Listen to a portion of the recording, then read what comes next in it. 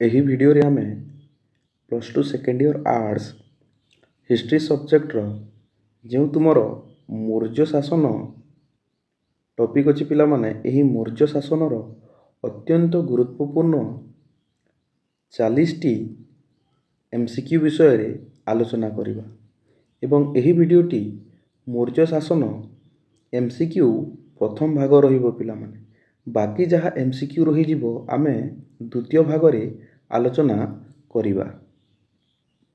ସମସ୍ତ ପିଲାମାନଙ୍କୁ ଆଜିର ଏହି ଭିଡ଼ିଓଟିକୁ ସ୍ୱାଗତ ଜଣାଉଛି। ଭିଡ଼ିଓଟି ଯଦି ଭଲ ଲାଗିବ ପିଲାମାନେ ଭିଡ଼ିଓଟିକୁ ଲାଇକ୍ କରିଦେବ, ତା ସହିତ ଏହି ୟୁଟ୍ୟୁବ୍ ଚ୍ୟାନେଲକୁ ସବସ୍କ୍ରାଇବ୍ କରିଦେବ, ଯଦ୍ୱାରା ମୁଁ ଯାହା ବି ତୁମର +2 ସେକେଣ୍ଡ ଇୟର ଆର୍ଟ୍ସ ହିଷ୍ଟ୍ରି ସବଜେକ୍ଟର ଭିଡ଼ିଓ ଅପଲୋଡ଼ କରିବି ତୁମମାନେ ଇଜିଲି ନୋଟିଫିକେସନ୍ ପାଇପାରିବ। ତ ଚାଲ ପିଲାମାନେ ଆରମ୍ଭ କରିବା ମୌର୍ଯ୍ୟ ଶାସନ MCQ ପ୍ରଥମ ଭାଗ। ପ୍ରଥମ ପ୍ରଶ୍ନଟି ହେଉଛି ପିଲାମାନେ, ମୌର୍ଯ୍ୟ ସାମ୍ରାଜ୍ୟର ପ୍ରତିଷ୍ଠାତା କିଏ ଥିଲେ?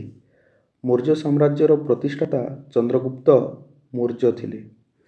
ମୌର୍ଯ୍ୟ ସାମ୍ରାଜ୍ୟରେ କେଉଁ ପ୍ରକାରର ଶାସନ ବ୍ୟବସ୍ଥା ପ୍ରଚଳନ ଥିଲା?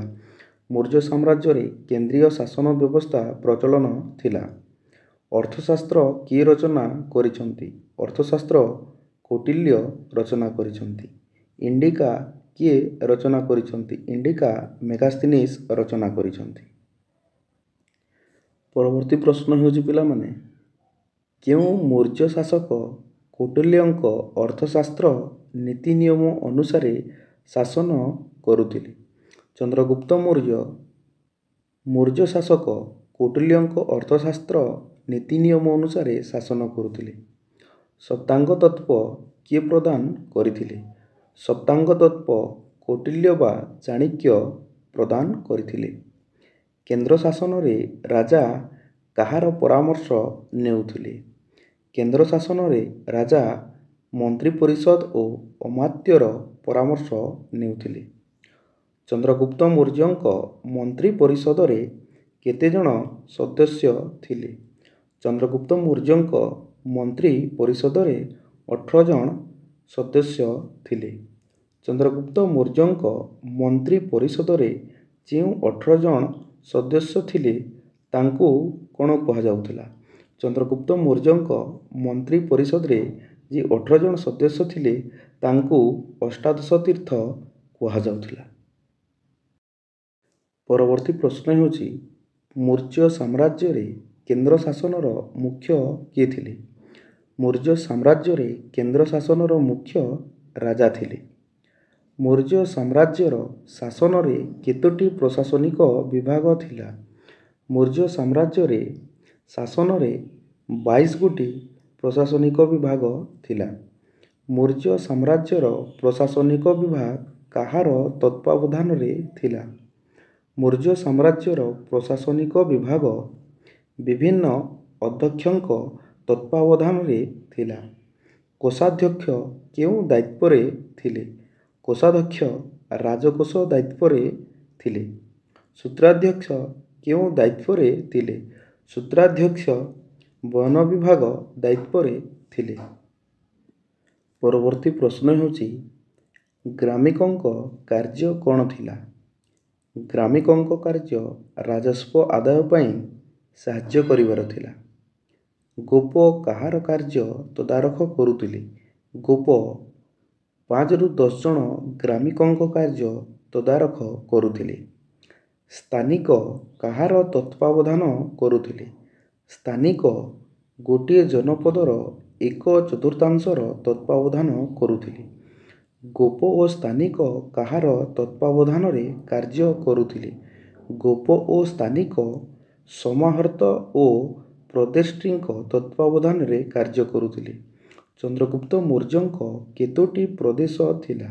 ଚନ୍ଦ୍ରଗୁପ୍ତ ମୌର୍ଯ୍ୟଙ୍କ 4ଟି ପ୍ରଦେଶ ଥିଲା।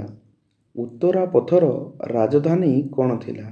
ଉତ୍ତରାପଥର ରାଜଧାନୀ ତକ୍ଷଶିଳା ଥିଲା। ପରବର୍ତ୍ତୀ ପ୍ରଶ୍ନ ହେଉଛି ପିଲାମାନେ, ଅବନ୍ତିପଥର ରାଜଧାନୀ କ'ଣ ଥିଲା? ଅବନ୍ତିପଥର ରାଜଧାନୀ ଉଜ୍ଜୟିନୀ ଥିଲା। ଦକ୍ଷିଣ ପଥର ରାଜଧାନୀ କ'ଣ ଥିଲା? ଦକ୍ଷିଣ ପଥର ରାଜଧାନୀ ସୁବର୍ଣ୍ଣଗିରି ଥିଲା। ପ୍ରାଚ୍ୟର ରାଜଧାନୀ କ'ଣ ଥିଲା?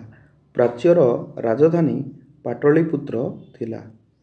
ପ୍ରାଦେଶିକ ଶାସନକର୍ତ୍ତାଙ୍କୁ କ'ଣ କୁହାଯାଉଥିଲା? ପ୍ରାଦେଶିକ ଶାସନକର୍ତ୍ତାଙ୍କୁ କୁମାର ବୋଲି କୁହାଯାଉଥିଲା। ପ୍ରଦେଶଗୁଡ଼ିକୁ କେଉଁ ଭାବରେ ବିଭାଜନ କରାଯାଇଥିଲା? ପ୍ରଦେଶଗୁଡ଼ିକୁ ବିଷୟରେ ବିଭାଜନ କରାଯାଇଥିଲା। ବିଷୟର ମୁଖ୍ୟଙ୍କୁ କ'ଣ କୁହାଯାଏ? ବିଷୟର ମୁଖ୍ୟଙ୍କୁ ବିଷୟପତି କୁହାଯାଏ। ପରବର୍ତ୍ତୀ ପ୍ରଶ୍ନ ହେଉଛି ମୌର୍ଯ୍ୟ ସାମ୍ରାଜ୍ୟର ଶାସନର ସର୍ବନିମ୍ନ ସ୍ତର କ'ଣ ଥିଲା? ମୌର୍ଯ୍ୟ ସାମ୍ରାଜ୍ୟର ଶାସନର ସର୍ବନିମ୍ନ ସ୍ତର ଗ୍ରାମ ଶାସନ ଥିଲା। ଗ୍ରାମିକ କେଉଁ ପ୍ରକାରର କର୍ମଚାରୀ ଥିଲେ? ଗ୍ରାମିକ ବେତନପ୍ରାପ୍ତ କର୍ମଚାରୀ ଥିଲେ। ଗ୍ରାମିକ କେଉଁ ପ୍ରକାରର ସମସ୍ୟା ସମାଧାନ କରୁଥିଲେ? ଗ୍ରାମିକ ଗ୍ରାମର ଛୋଟ ସମସ୍ୟା ସମାଧାନ କରୁଥିଲେ। ନଗର ଶାସନର ମୁଖ୍ୟଙ୍କୁ କ'ଣ କୁହାଯାଏ? ନଗର ଶାସନର ମୁଖ୍ୟଙ୍କୁ ନଗରାଧ୍ୟକ୍ଷ ବୋଲି କୁହାଯାଏ। ନଗରାଧ୍ୟକ୍ଷଙ୍କ ଅଧୀନରେ କିଏ କାର୍ଯ୍ୟ କରୁଥିଲେ? ନଗରାଧ୍ୟକ୍ଷଙ୍କ ଅଧୀନରେ ସ୍ଥାନିକ କାର୍ଯ୍ୟ କରୁଥିଲେ। ପରବର୍ତ୍ତୀ ପ୍ରଶ୍ନ ହେଉଛି ପାଟଳୀପୁତ୍ର ନଗର ଶାସନ ବ୍ୟବସ୍ଥାରେ କେତେ ଜଣ ସଦସ୍ୟ ଥିଲେ? ପାଟଳୀପୁତ୍ର ନଗର ଶାସନ ବ୍ୟବସ୍ଥାରେ 30 ଜଣ ସଦସ୍ୟ ଥିଲେ। ପାଟଳୀପୁତ୍ର ନଗର ଶାସନ ବ୍ୟବସ୍ଥାର 30 ଜଣ ସଦସ୍ୟଙ୍କୁ ନେଇ କ'ଣ ଗଠିତ ହୋଇଥିଲା? ପାଟଳୀପୁତ୍ର ନଗର ଶାସନ ବ୍ୟବସ୍ଥାର 30 ଜଣ ସଦସ୍ୟଙ୍କୁ ନେଇ ପରିଷଦ ଗଠିତ ହୋଇଥିଲା।